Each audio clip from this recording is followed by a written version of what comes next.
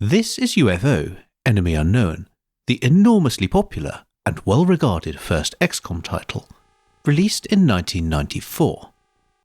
And this is XCOM, Enemy Unknown, an enormously popular and well-regarded XCOM title released in 2012.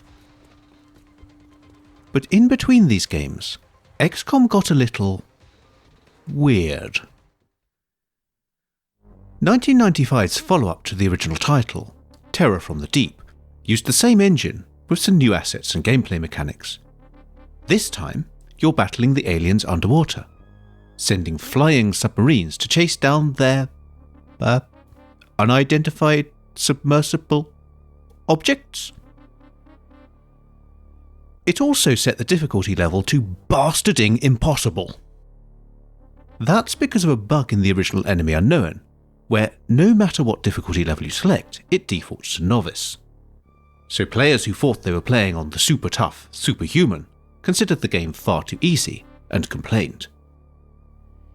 In addition to merely fixing this bug, Microprose increased the difficulty level across the board to appease players, which doesn't help when Terror from the Deep has even larger levels and even more things to kill you. But why was this game little more than an asset flip of the original? Well, Bifrost Games, the developers of that original XCOM, were busy with what was intended to be their magnum opus. An XCOM game set in a detailed simulation of a city where XCOM would be able to send out its agents to influence local politics, tail or assassinate company leaders, and instigate alliances or deathly vendettas, while the aliens spread across multiple procedurally generated dimensions, requiring XCOM to chase them across the multiverse. If this seems a little ambitious for something that could run on a 486-100, you're right. Apocalypse, with its long and painful development, was also the first dark horse of the XCOM franchise. From the single city setting, to the scaled-back ambitions just to get the game tested and shipped, to the goofy pulp sci-fi aliens. Microprose took charge of artistic direction and commissioned artist Tim White to create detailed physical models of the aliens. Unfortunately, these were way too detailed for the 640x480 screen resolution of the time.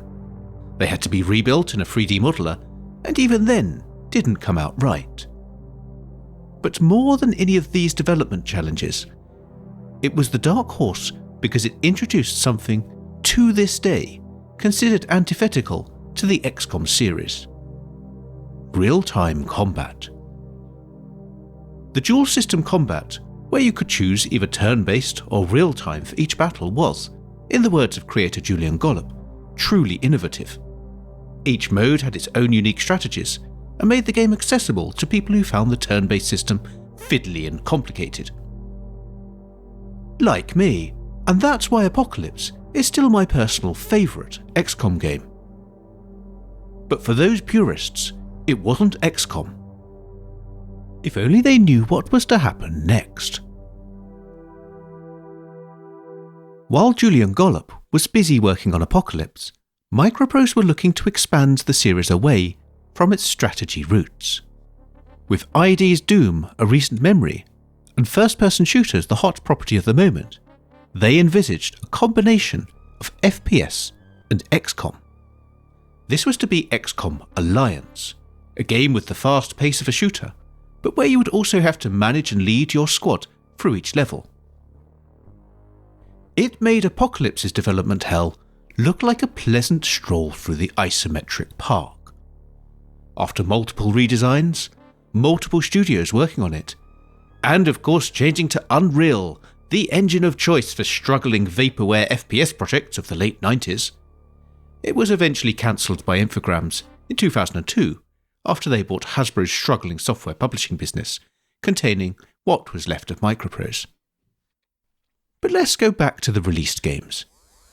In 1998, Microprose published XCOM Interceptor.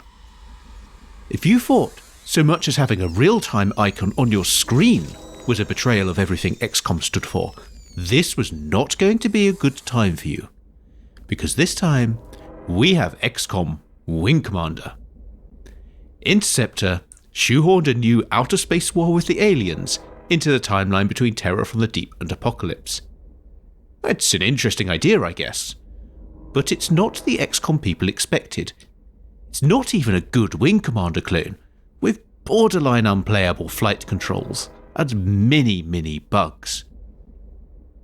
So despite the XCOM name, nobody wanted to slide further into the pulp sci-fi leanings of Apocalypse, and certainly not in the form of a space shooter with some strategy bolted onto the side. It sold just 30,000 copies, less than a quarter of the already less popular Apocalypse. As if having one project in development hell wasn't enough, Microprose Chapel Hill started another in the wake of Interceptor. This time, the plan sounded more promising, to go back to XCOM's roots with a squad-based strategy game that might even be turn-based if they couldn't get real-time to play the way they wanted. This was to be XCOM Genesis, a game in which you, as Phil Collins, lead squad-based missions against Peter Gabriel to determine the future of your band. Sorry, I had to get at least one bad musical reference in there. Genesis was to be a fully 3D reimagining of the original XCOM game. It reached a stage of development where a 3D accelerated geoscape had been built, a tech demo of the tactical map was circulated, and the team were planning gameplay routes and tech trees. But it was not to be. Microprose had been acquired by Hasbro Interactive, but that company was having its own problems. At the end of 1999, Genesis was cancelled, with the studio closing in January 2000. Luckily for XCOM fans, there was another project taking XCOM back to its turn-based strategy roots, and adding multiplayer into the mix. This game was XCOM First Alien Invasion. However, fans might not have been expecting, or indeed particularly wanting, what First Alien Invasion released as. A budget play-by-email game. Yes, a simplistic top-down version of XCOM, with graphics that would have been a bit tired at the point of Enemy Unknown's original 1994 release. And even if you wanted to play it, you only had a tiny window in which to do so. With Hasbro Interactive going out of business, the server shut down in 2001, a mere 2 years after the original release. Wow, it's like they predicted modern gaming. But it wasn't over for XCOM's continued indignity at the hands of Hasbro. The final game from the remnants of Microprose would release in 2001 and bring the setting all the way back to the first Alien War of 1999. A move which would have gone down well with XCOM fans had the game not been a hastily rebranded, over-the-shoulder third-person shooter with almost no connection to any other XCOM property or lore. In fact, perhaps its only connection was that some of the assets from Alliance were thrown together into this simple Unreal Engine game that released as XCOM Enforcer.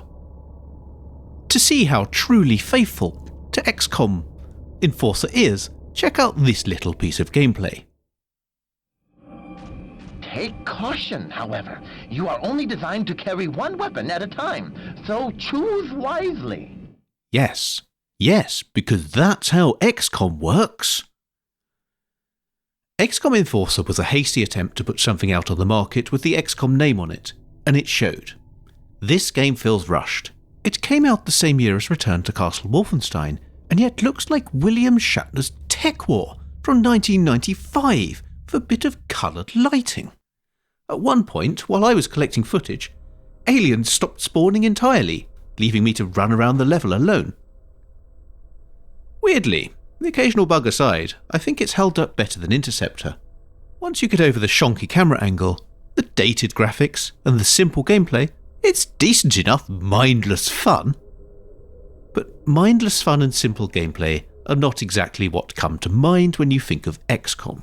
With mediocre reviews and worse sales, Enforcer did nothing to stave off the collapse of Hasbro, and with Infogrames swiftly cancelling Alliance, this was where the series ended.